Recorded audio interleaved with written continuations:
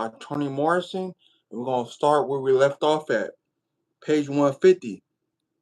Some of the guests thought they would wait for the rain to slacken. Others who had come in wagons thought they best leave now. Charlie went into the little storeroom, which she had made into a bedroom for him. 3 infants were sleeping on his cot.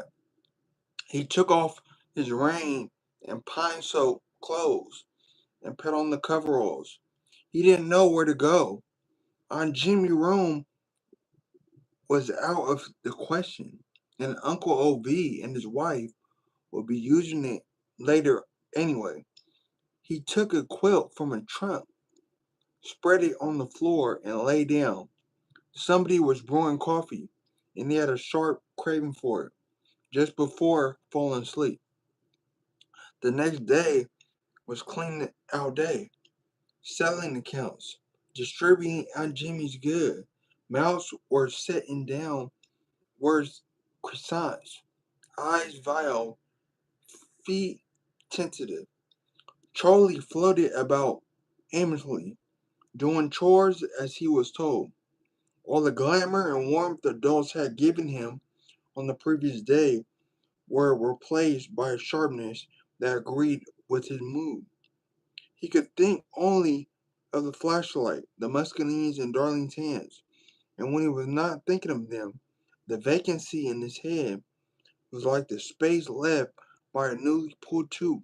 Still conscious of the rottenness that had once filled it, afraid of running into Darlene, he would not go far from the house, but neither could he endure the atmosphere of his dead aunt's house. The picking through her things, the comments on the condition of her goods. Sullen, irritable, he cultivated his hatred of Darlene. Never had he did once considered directing his hatred toward the hunters. Such an emotion would have destroyed him. They were big, white, armed men who were small, black, helpless. His subconscious knew what his conscious mind did not guess, that hating them would have consumed him, burned him up like a piece of soft coal, leaving only flakes of ash and a question mark of smoke. He was, in time, to discover the hatred of white men and find the sweet passion, impression for now. He hated the one who had created the situation, the one who bore witness to his failure to cover from the round moon glow of the flashlight. He recalled Darlene's dripping hair ribbon in the rain. The loading that galloped through him made him tremble. There were no one to talk to. Old Blue was too drunk, too often these days, to make sense. Besides, Charlie doubted if he could reveal his shame to Blue. He would have to lie a little to tell Blue. Blue, the woman killer, he seemed to him that lonely was much better than alone. The day Charlie's uncle was ready to leave, when everything was packed, when the quarrels about who gets what had seethed down to a sticking gravy on everybody's tongue, Charlie sat on the back porch waiting. It had occurred to him that Darlene might be pregnant. It was a wildly irrational, completely uninformed idea, but the fear it produced was complete enough.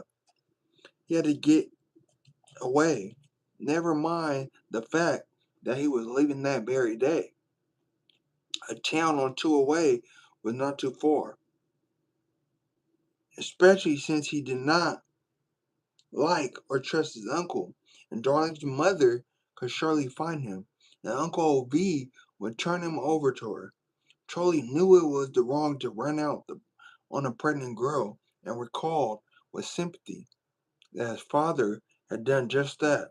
Now he understood. He knew that what he must do, find his father.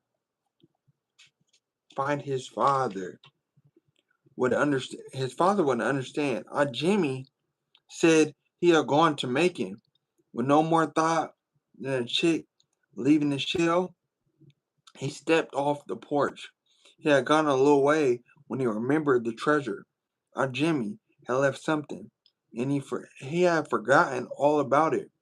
In a stove flute no longer used, she had hidden a little mail bag, which she called her treasure. He slipped into the house and round the room empty. Digging into the flue, he encountered webs and soup, and then the soft bag. He sorted the money, 14 $1 bills, two $2 bills, and a lot of silver change, $23 in all. Surely that would be enough to get to Macon. What a good, strong sounding word, Macon. Run away from home from a Georgia black boy was not a great problem. You just sneaked away and started walking. When night came, you slept in a barn. If there were no dogs, a cane field, or an empty sawmill, you ate for the ground and bought root beer and licorice in little country stores. There were always an easy tale of woe to tell inquiring black adults, and whites didn't care unless they were looking for sport. When he was several days away, he would go to the back door of nice houses and tell all the black cook or white minstrels that he wanted a job weeding, pawing, plowing, picking, cleaning, and that he lived nearby. A week or more there, and he could take off. He lived his way through the turn of summer, and only the following October did he reach a town big enough to have a regular bus station. Dry mouth with excitement and apprehension. He went to the colored side of the counter to buy his ticket. How much to Macon, sir? We're gonna stop right there at page 153. So later or tomorrow, that's where we're gonna start at. Keep striving, keep thriving. The best is yet to come. Keep your head up, stay motivated. Global. Make sure to like, follow, subscribe, share.